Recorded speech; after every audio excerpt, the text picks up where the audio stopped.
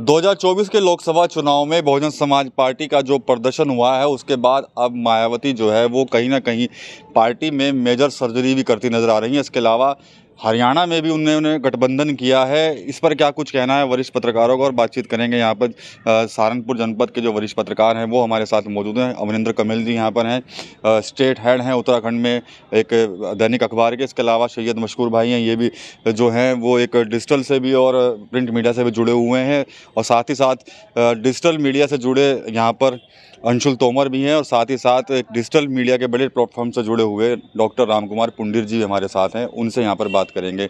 सबसे पहले अमरिंदर कमेल जी से बात कर लेते हैं। देखा होगा कि प्रदर्शन कैसा था बसपा का।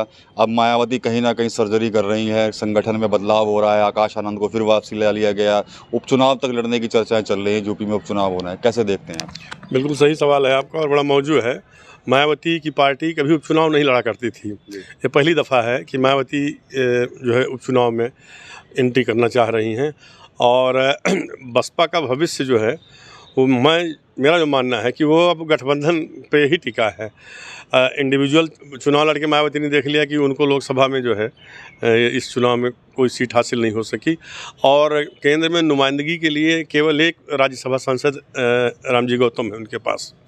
और पिछले विधानसभा चुनाव में आपने देखा होगा तो सिर्फ एक सीट पर मायावती सिमट गई थी। तो उनका ये प्रयोग जो है बिल्कुल विफल रहा। और दलितों का वोट जो है, जो गैर जाटों का वोट है, जैसा कि अखिलेश यादव ने इस चुनाव में पीडीए का नारा दिया, पिछला दलित अल्पसंख्यक, और कई प्रयोग उनके बिल्कुल सफल हुए। जैसे अयोध्या को आप देख लीजिए तो अवधेश पासी जो बिल्कुल दलित समाज से हैं, और सारा जो भाजपा की उम्मीदें थी उनको ये था कि राम मंदिर ही ड्राइव करेगा पूरे चुनाव को, लेकिन चुनाव के दरमियान ही इनका ये मानना और इनका ये प्रयोग जो है भाजपा का विफल रहा। वहाँ से अवधेश पासी जीत गए और इसका मैसेज पूरी दुनिया में गया कि जिस राम मंदिर में, जिस अयोध्या को लेकर के इतना आंदोलन हुआ, सारी चीज़ें हुई और राम की प्रतिमा का प्राण प्रतिष्ठा हुई, तो वो सीट भी जो है, तो मतलब कहने का अखिलेश यादव ने दलितों के वोट बैंक में सेंधमारी की है। अब मायावती के पास यह है कि आगे कुआं पीछे खाई।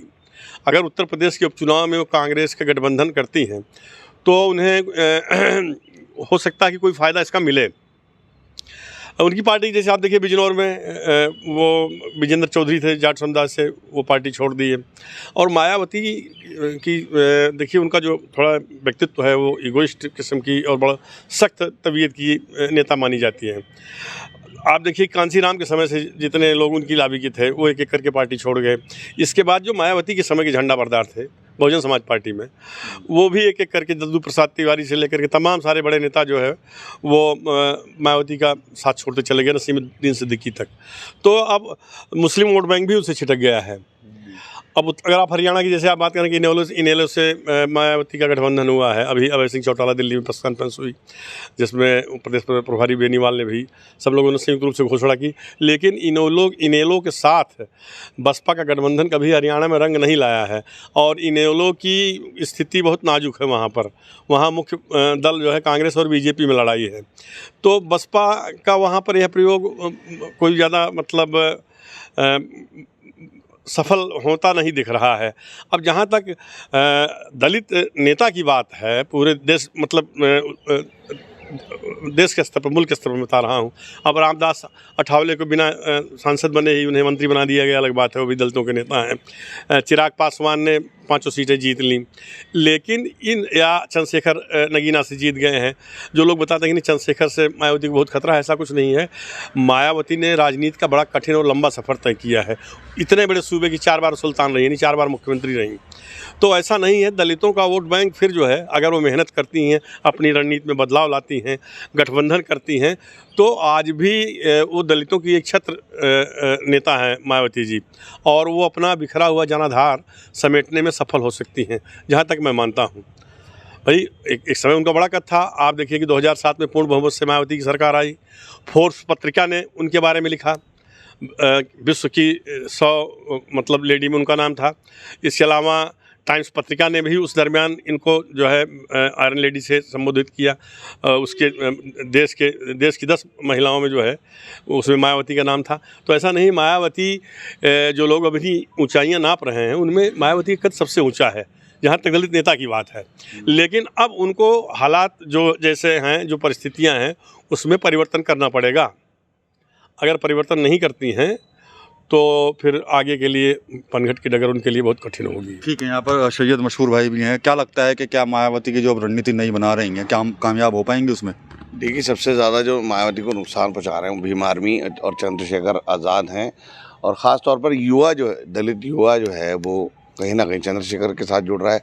और चंद्रशेखर जिस तरह से सांसद बनने के बाद बयानबाजी कर रहे हैं, वो लगातार मुसलमानों को, दलितों को, और जो अदर वोट बैंक है वो अपने पाले में लाने का प्रयास कर रहे हैं। और बहन जी की रणनीति क्या जो हमेशा है वो अजीबोगरीब रहती है। लोकसभा चुनाव उन्होंने, सबने उनसे कहा गठबंधन कीजिए विपक्ष के साथ, उन्होंने नहीं किया, आगे लड़ी, और चुनाव के हारने के बाद उन्होंने सीधा आरोप लगा दिया कि मुसलमान हमें वोट नहीं देते। तो इससे कहीं ना कहीं बहुत ज़्यादा फ़र्क पड़ता है इस बात का कि आप क्या कर रहे हैं। जब उनका भतीजा आकाश आनंद वो बहुत अच्छा कैंपेनिंग कर रहा था चुनाव के दौरान, उसको अचानक से हटा दिया, और जब हटाया था उसको अनमेच्योर बता के हटा दिया, और फिर अब चुनाव के बाद उसको फिर बना दिया। इस बात से भी कहीं ना कहीं दलित जो हैं वो अपने आप को महसूस करते हैं कि वो मजबूती नहीं है। और सबसे बड़ा जो कारण है बसपा का, दलित समाज के लोगों को अब ये लगने लगा है कि बहन जी सड़क पर नहीं आती, उनके मुद्दों को नहीं उठाती, और चंद्रशेखर मुखरता से सामने आते हैं, हर मुद्दे पे बात करते हैं। इसलिए कहीं ना कहीं बसपा का ग्राफ बिल्कुल डाउन हो चुका है यूपी में, और आगे भी ऐसा ही रहेगा। ठीक है, ठीक है। यहाँ पर राम कुमार पंडित जी हैं। राम कुमार जी, ये बताइए, आपने सुना होगा, अमरिंदर जी को सुना, मशहूर भाई को सुना, तो कहीं ना कहीं क्या लगता है कि बड़ी चुनौती चंद्रशेखर भी बन गए हैं मायावती के लिए? बिल्कुल, देखिए विकास, अरविंद कमल ने जो कहा बिल्कुल सही बात है। देखिए, मायावती का जो जनाधार है, जो पहले हुआ करता था वो अब नहीं है, ये तो आपको मानना पड़ेगा। दूसरा, इस बार लोकसभा चुनाव में आप देख लीजिए, एक भी सीट मायावती की नहीं आई है। कहीं ना कहीं एक शायद राज्यसभा में जो उनका एक प्रतिनिधि है, जनप्रतिनिधि है, वही है, उसके अलावा कुछ नहीं है। हालांकि इन्होंने कल जो है डिक्लेयर किया है, इनेलो के साथ गठबंधन किया हरियाणा में, लेकिन मुझे नहीं लगता कि उनका ये, अगर वो मायावती ये सोच रही हैं कि भाई जो डैमेज फैक्टर है उसको कंट्रोल किया जाए, लेकिन इनेलो के साथ वहाँ गठबंधन करना, तो मैं नहीं मानता ये उनका ये सिक्का चल पाएगा, नहीं चल पाएगा। लेकिन ये बिल्कुल सही बात है कि पिछले कई चुनाव से बहुजन समाज पार्टी का फैक्टर जो है वो डाउन हुआ है। तो क्या लगता है कि अब जैसे उपचुनाव है, उपचुनाव भी तैयारी कर रही है, कभी लड़ा नहीं है उपचुनाव इस बार, तो क्या यही वजह है कि जो डाउन ग्राफ हुआ है उसको उठाया जाए, देखा जाए, फिर एक बार टटोला जाए जनता की नब्ज को? हाँ बिल्कुल, देखिए ये जो डैमेज कंट्रोल हुआ है, उन मायावती कहीं ना कहीं ये सोच रही है, जैसे यही बात एक सामने आई कि भाई जो आकाश आनंद को जो है उन्होंने पहले कोऑर्डिनेटर बनाया, उसके बाद फिर उसको हटा दिया, इमैच्योर बता दिया, लेकिन उसके बाद फिर दोबारा से बना दिया, उत्तराधिकारी बना दिया।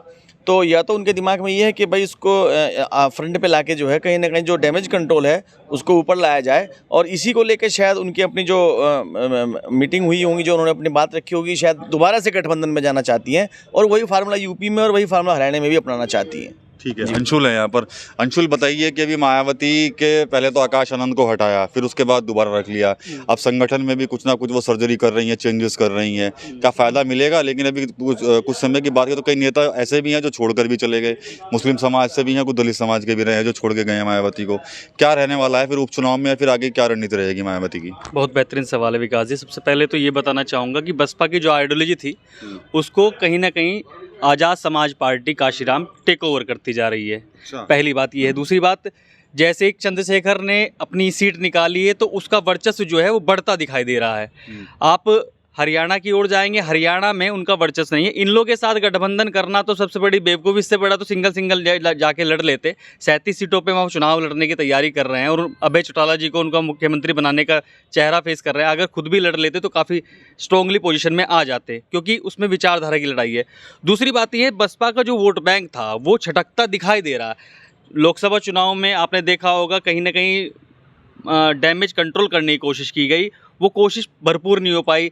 दूसरी बात ये होती है कि जो विचारधारा की जो लड़ाई है, बसपा जो विचारधारा लड़ती थी, जिस विचारधारा पे काशीराम ने इस पार्टी का निर्माण किया था, उस विचारधारा पे अब वो संजो नहीं पा रही है उस विचारधारा को।